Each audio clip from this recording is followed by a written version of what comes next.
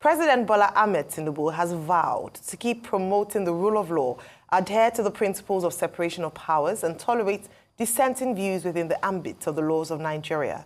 Tinubu said his administration had made steady progress in the effort to rebuild the country through legal and judicial reforms. The president spoke yesterday in Lagos when he declared open the annual General Conference of the Nigerian Bar Association.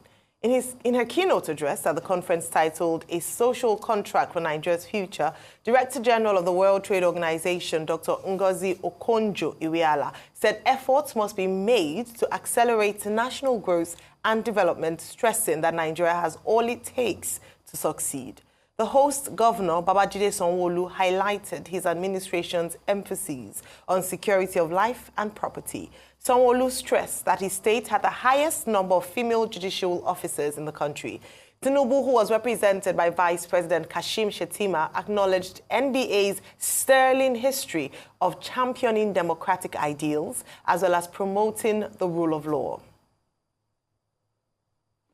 All right. Well, Dr. Wati, great that you're here when we're discussing the NBA conference. But let me come to you first of all, Rufia. Yeah. The NBA conference, some outtakes from there, the president represented by his vice, the WTO DG who gave the keynote speech, and our host governor, Babajide Sanwo-Olu. So a couple of quick takes. The NBA conference was centered about pressing forward, that was an overarching team, charting a course for, Nigeria. We normally have these conferences every year, and quickly, when you look at the things we talk about, we don't reflect in our national life. Because I've always thought that the NBA should be a platform where we have veritable conversations that would also impact our national life. This year, it was President Tinubu was represented by Vice President Shettima, and he said so many things I disagree with totally. He said they will give voices to people that have dissenting opinions. I totally disagree with that, because President Tinubu, you have shown that you don't like dissent. What you do speaks so loud I can't hear what you say. Look at the case of the End Bad Governance protesters, that their accounts are now being suppressed. Look at the case of journalists arrested. Over the weekend, over the media, we're talking about PDOM everywhere. The truth has to be said. A robust engagement with civil society and a robust acceptance of the fact that there will be those that don't agree with this government is what will make this government do better, and how they can take criticisms. But to a large extent, it looks to me, with the constant badgering and arrest of journalists, that this government does not want any form of opposition. We all saw how they lobbied pretty much for the End Bad Governance protest not to happen in the first place. So I totally disagree with that. And he says, okay, yes, we're doing other things as regards building the economy and all of that. But the question has always been, what you are doing is not reflective. We are not seeing the work on the economy. Today, we still have a lot of fuel scarcity all over the country. We don't even know if there's subsidies or not. Till today, we don't know the price of the presidential jet and all of that. And that's why Ngozi Okonjo-Iweala was apt that we need a social contract with the Nigerian people, because people have lost trust for the government, and it's indicative when they don't want to go and vote in elections. That's why voter apathy is on the increase. But also, we've not had sustainable development because we can't hold government accountable. And any time you try to hold government accountable in this country, they turn you into an enemy. They blacklist you. They go after your account. They say you shouldn't even do anything. No. That's why we need a social contract for accountability. That's how we can run government. She also talked about the need for socio-economic development. She also talked about the fact that we shouldn't politicize insecurity, because these are things militating against us in the country. All right, Dr. Bati. Okay, very quickly. NBA conference started yesterday, and it's going to last from August 23 to 28. Two major keynote speakers, Ngozi Okonjo-Iweala, who spoke yesterday, Nigeria's ambassador at the WTO, and also John Dramani Mahama, former president of Ghana, who is seeking a second opportunity to be president of Ghana again. And then there were a lot of speakers at a very colorful, successful event yesterday. Now, this NBA conference, taking place in the city of aquatic splendor, is also taking place at a time when Mekiawu SAN is leaving as president of the NBA, is handing over to Afamusigwe SAN, the incoming president-elect of the Nigerian Bar Association. So part of the conversation will be about Mekiawu's tenure, whether he was an activist enough or not, and whether Afamosigwe is going to have a different kind of agenda for the Nigerian Bar Association. This particular conference is also coming up at a time when we have the second female becoming the Chief Justice of Nigeria, in the person of Justice Kudirat Kekere-Ekun. All of these events, will be of great instruction to lawyers who will be at the event. I was invited to come and speak at one of the sessions, but I just got back. I don't know whether I'll be able to make it, but we'll see how that plays out. Now, the NBA says for itself, it wants to press forward. Pressing forward will include a lot of issues about the interest of lawyers within the association. Also at a time when the NBA is facing issues about identity, about nomenclature, about people saying they want to form their own organization. That's as far as NBA goes. Now, the opening ceremony yesterday, President Tinubu was talking about respecting dissenting voices, and, encouraging justice reform.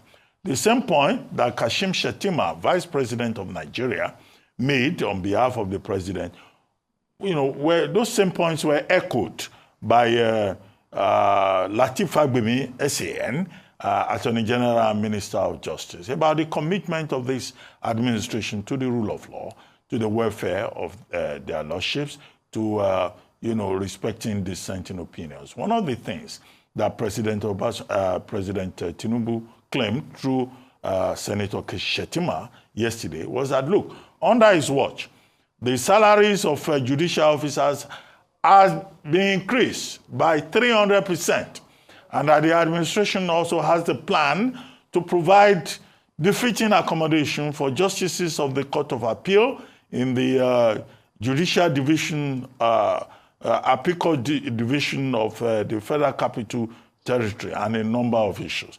And we are all agreed. And under Mekiawu, SAN, the welfare of judicial officers was a major point that he was pushing. Ngozi Nkojo-Iweala, our representative at the WTO, made the point that Nigeria has all it takes to excel, and that what Nigeria just needs to do is not to underperform, but to use its assets, its qualities, to make sure that we ensure sustainable development. And Governor Babajide Sanwo-Olu, who also spoke at the event welcoming people to the city of aquatic splendor, made the point that, look, Lagos State has the record in terms of promoting the largest number of female officers within the judiciary. And of course, my Lord Justice Kudirat Kekere-Ekun, you will recall, started her career at the magistracy level in Lagos State. So it was a boasting opportunity for Governor Sanwo-Olu yesterday.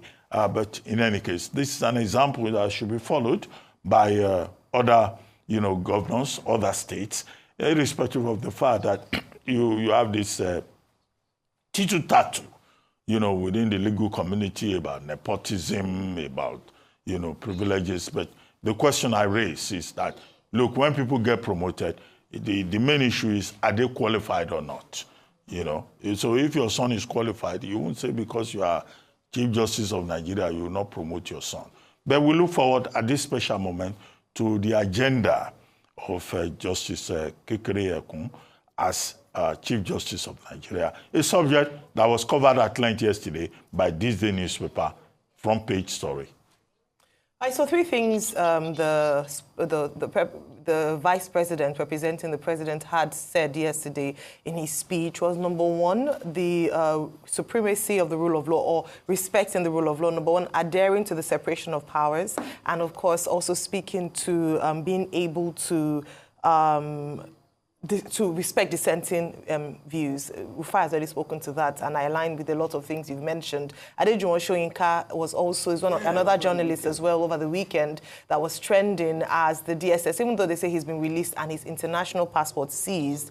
But it is bad optics, so it doesn't speak to an acceptance of dissenting voices when we hear different journalists or a number of people almost being called in, invited. Look at the case of the NLC as well. The NLC president being invited on terrorism charges. So those things in just 1 year and a few months afterwards of this administration do not speak well of people who have dissenting voices. It would be interesting to find out how people feel, if they feel safer or they feel comfortable enough to express their views, a dissenting view, under this particular administration. If you listen, there's been more of a sense of intolerance for voices that do not align with the administration's voice. And that's one of the things we talk about, especially with great leadership in Nigeria.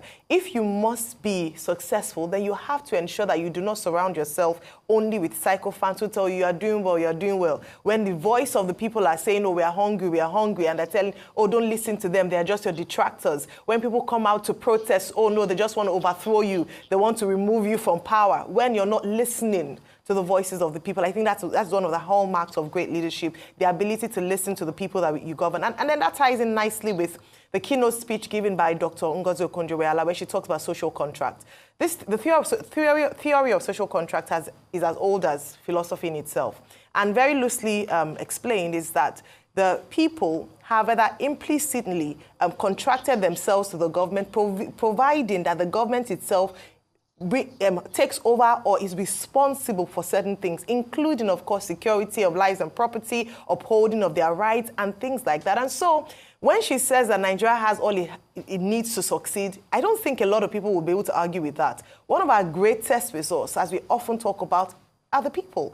We have a young population. We have not just a young population, we have a creative young population. We have not just a creative young population, we have a creative young population that's hardworking, diligent. You see it in a number of ways, but unfortunately, this diligence is channeled in the wrong way because it hasn't been harnessed properly. We talk about our resources and many resources. So a number of things that we can use to build this nation. Unfortunately, shall we say that maybe hasn't gone into the right hands to properly manage. But many things, the conference is still ongoing, and I'm sure we'll get more reports from it and very quality conversations from them. Just a point, the point you were making about social contract being an old concept. It's called social contract theory. Locke, Jean-Jacques Rousseau, and we trace it all the way back. John Locke.